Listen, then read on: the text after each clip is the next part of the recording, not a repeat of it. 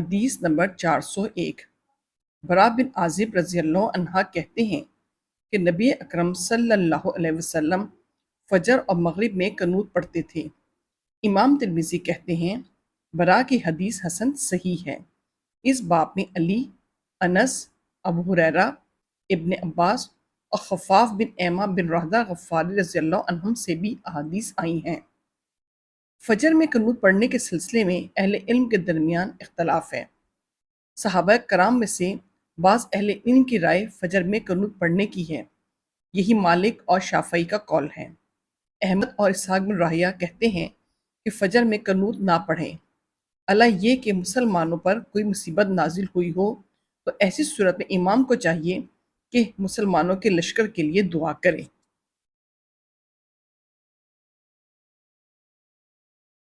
حدیث نمبر 402۔ ابو مالک سعد بن طارق اشجعی کہتے ہیں میں نے اپنے باپ طارق بن اشیم رضی اللہ عنہ سے عرض کیا، ابا جان، آپ نے رسول اللہ صلی اللہ علیہ وسلم، ابو بکر، عمر اور عثمان رضی اللہ عنہم کے پیچھے نماز پڑھی ہے اور علی رضی اللہ کے پیچھے بھی۔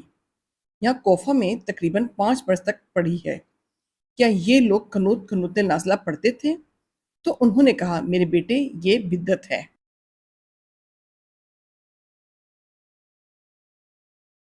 امام ترمذی کہتے ہیں یہ حدیث حسن صحیح ہے۔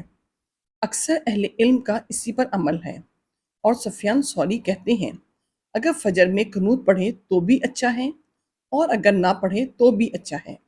ویسے انہوں نے اسی بات کو پسند کیا ہے کہ نہ پڑھے، اور ابن مبارک فجر میں قنوت پڑھنے کو درست نہیں سمجھتے۔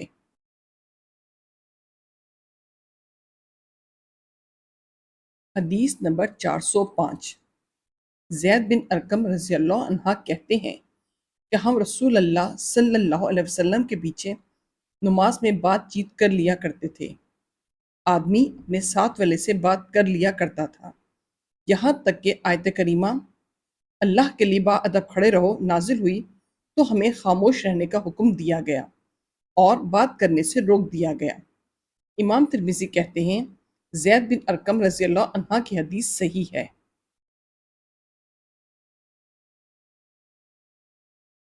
حدیث نمبر 407۔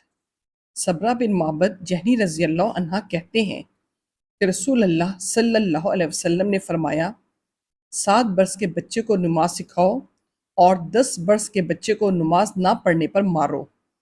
امام ترمذی کہتے ہیں صبرہ بن معبد جہنی رضی اللہ عنہ کی حدیث صحیح ہے۔ اس باب میں عبداللہ بن عمر رضی اللہ عنہما سے بھی روایت ہے۔ بعض اہل علم کا اسی پر عمل ہے۔ یہی احمد اور اسحاق بن راہیہ بھی کہتے ہیں۔ ان کا کہنا ہے کہ جو لڑکا 10 برس کے ہو جانے کے بعد نماز چھوڑے تو وہ اس کی قضا کرے۔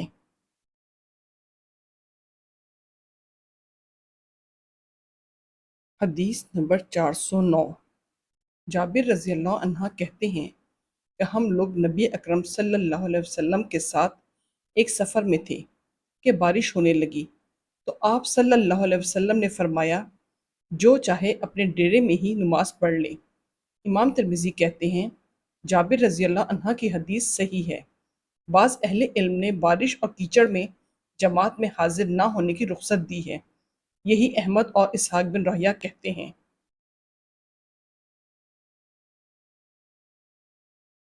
حدیث نمبر 412۔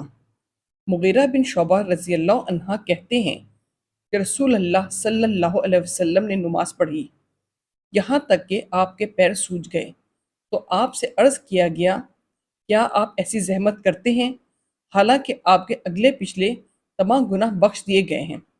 تو آپ نے فرمایا کیا میں شکر گزار بندہ نہ بنوں؟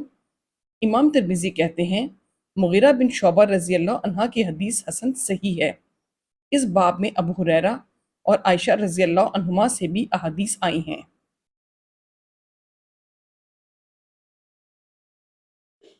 حدیث نمبر 416۔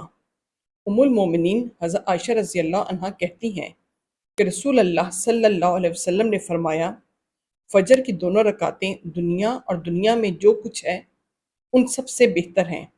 امام ترمذی کہتے ہیں عائشہ رضی اللہ عنہ کی حدیث حسن صحیح ہے۔ اس باب میں علی ابن عمر اور ابن عباس رضی اللہ عنہم سے بھی احادیث آئی ہیں جنہیں رسول اللہ صلی اللہ علیہ وسلم ان میں پڑھتے تھے۔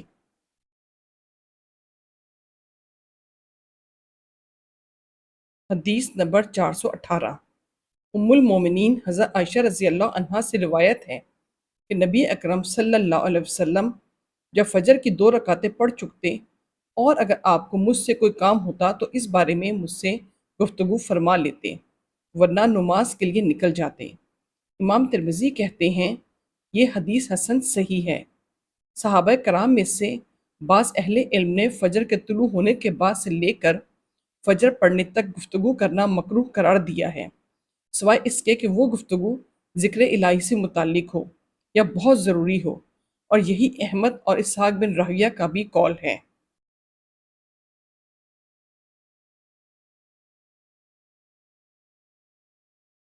حدیث نمبر 424۔ علی رضی اللہ عنہ کہتے ہیں کہ نبی اکرم صلی اللہ علیہ وسلم ظہر سے پہلے 4 رکعتیں اور اس کے بعد 2 رکعتیں پڑھتے تھے۔ امام ترمذی کہتے ہیں علی رضی اللہ عنہ کی حدیث حسن ہے۔ اس باب میں عائشہ رضی اللہ عنہما اور ام حبیبہ رضی اللہ عنہما سے بھی احادیث آئی ہیں۔ صحابہ کرام اور بعد کے لوگوں میں سے اکثر اہل علم کا عمل اسی پر ہے، وہ پسند کرتے ہیں کہ آدمی ظہر سے پہلے 4 رکعتیں پڑھے، اور یہی سفیان ثوری، ابن مبارک، اسحاق بن راہویہ اور اہل کوفہ کا بھی قول ہے۔